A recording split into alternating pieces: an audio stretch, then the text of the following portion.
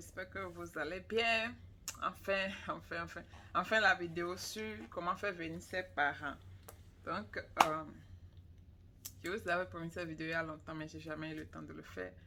Je vais expliquer toute la procédure pour faire venir ses parents. Et bon, en réalité, c'est vraiment simple, hein, mais il y a des trucs des erreurs qu'il faut éviter de faire pour ne pas faire compliquer la situation. Donc, sans plus tarder, on y va tout de suite.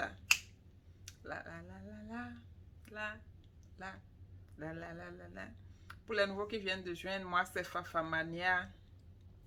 Je ne m'appelle pas Fafamania. Je m'appelle Fafa. Donc, quand j'avais créé ma chaîne, j'avais mis le nom Fafamania. Après, j'ai changé pour mettre mon vrai nom parce qu'apparemment,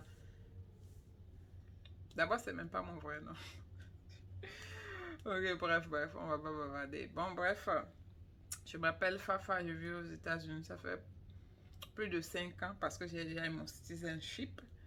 Donc, ça fait plus de 5 ans. Et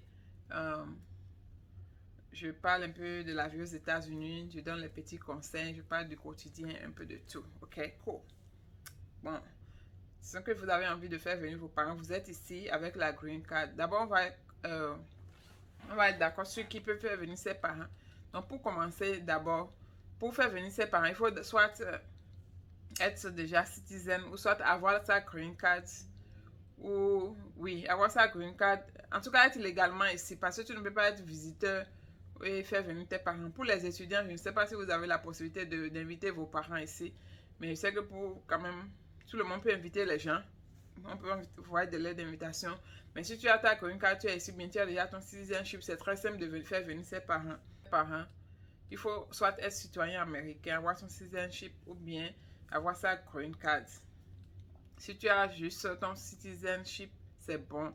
Parce que tu peux les faire venir avec la green card ou bien les inviter d'abord s'ils aiment ici et que tu as envie de le faire rester, tu les invites avec la green card après. Mais si tu as juste ta green card, tu peux juste les faire venir en tant que visiteur. Donc, ils doivent venir faire moins de 6 mois, repartir, revenir peut-être. Donc, voilà. Maintenant, c'est quoi la procédure? Disons que tu viens d'arriver, ou bien bon, tu es déjà arrivé, tu as fait 1 an, 2 ans, tu veux faire venir tes parents, tu ne sais pas. La procédure est très, très simple. Il suffit juste d'écouter mes conseils parce que moi, j'ai fait ça marcher. Maintenant, tu fais ta méthode de protocole. Bref. Donc, la première des choses à faire, c'est d'aller sur le site de l'ambassade des USA de ton pays. Pour l'exemple du Bénin, comme je suis béninois, je vais prendre l'exemple du Bénin. Tu vas sur le site des ambassades des USA au Bénin, là. Tu vas sur ce site-là et tu fais les recherches. Tu vas voir là, ils ont mis visa visiteur, visa non-immigrant visa. Le site est généralement en français, je pense, mais tu peux aussi faire ça en anglais. Non-immigrant visa, il y a la partie, ils ont parlé de visa visiteur. B1, B2. Donc, B1, c'est business, B2, c'est visiteur, touriste. Donc, tu vas dans ce visa-là et tu remplis le DS 160. Je confonds toujours ce DS. Je pense que c'est DS 160. Tu remplis ça pour le parent de A à Z et c'est bien de mettre les informations nécessaires. Maintenant, tu remplis le DS jusqu'à la fin. Et après, quand tu vas remplir le DS, tu vas submit le DS. Ça veut dire que soumettre le DS. D'accord, c'est ça qui est submit. Tu soumets le DS. Et quand le DS va partir, ça va te donner un code, un barcode. D'accord? C'est avec ce barcode-là, il y aura un numéro du barcode. Avec ce barcode, vous allez sur la partie du visa où qui dit prendre rendez-vous. Maintenant, quand tu vas aller sur la partie prendre rendez-vous, tu auras besoin de ce numéro de barcode pour taper dedans, pour que ça te montre le calendrier de l'ambassade. Donc, il y a des jours où ils font leur interview. Donc, sur le calendrier, il va te dire quels sont les jours qui sont disponibles pour toi pour passer une interview. Et tu choisis un jour et tu dis, ok, je veux venir à l'interview, je veux que le parent vienne à l'interview cette date-là. Donc, c'est celui qui est invité, en train d'inviter, qui fait tout ça.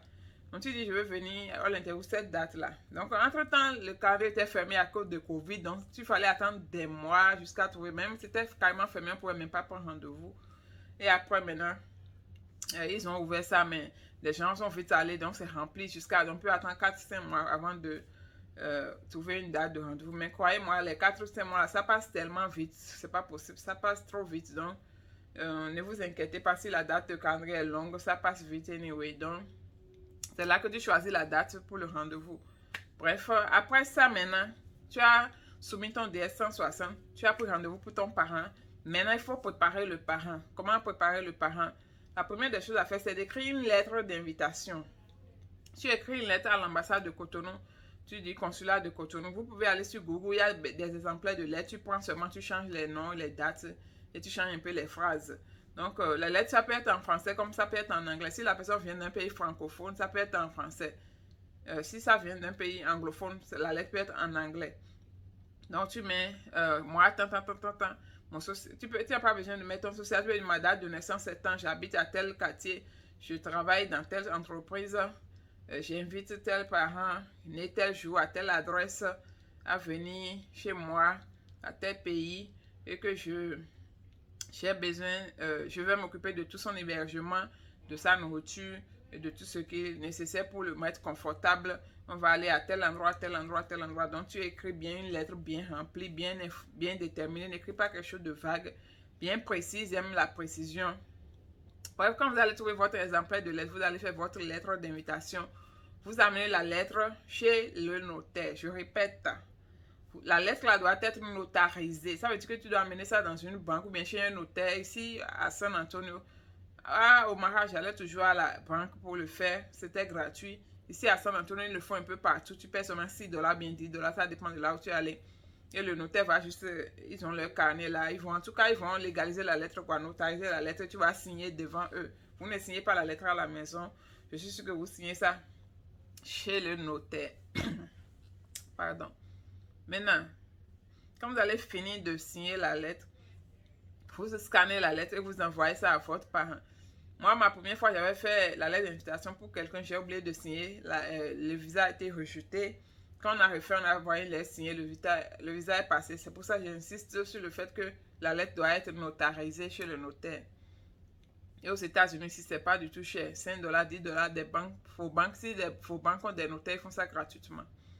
Après la lettre, si tu es ici et que tu as déjà fait ta taxe et que tu penses que ton revenu est bon, tu peux faire une copie de ton W2 de la fin de l'année et envoyer et mettre sur la lettre. En plus de ça, tu peux faire peut-être si tu as un peu d'argent dans ton compte bancaire, tu peux mettre une copie de ton statement où il y a un peu d'argent là et envoyer sans pas besoin d'être $10,000, $5,000. Même pour vouloir quelque chose, que tu as quelque chose, que quelqu'un qui travaille quand même. Donc, une copie de ton statement, une copie de ton W2. Et dans la lettre précise que je travaille à tel endroit, je gagne tel argent par an et que je vais prendre en charge tous les déplacements. J'habite dans telle maison, il y a 2 chambres, donc la personne va utiliser une chambre et moi aussi je vais être dans une chambre.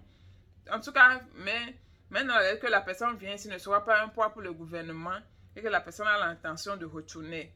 Mais dans la lettre, pour quelle raison tu voudrais que le parent vienne? Peut-être tu l'as vu il y a longtemps, mais tu as des enfants, tu voudrais qu'ils viennent voir ses enfants, des trucs comme ça. En tout cas, mettez un peu de l'émotion dans la lettre quand même.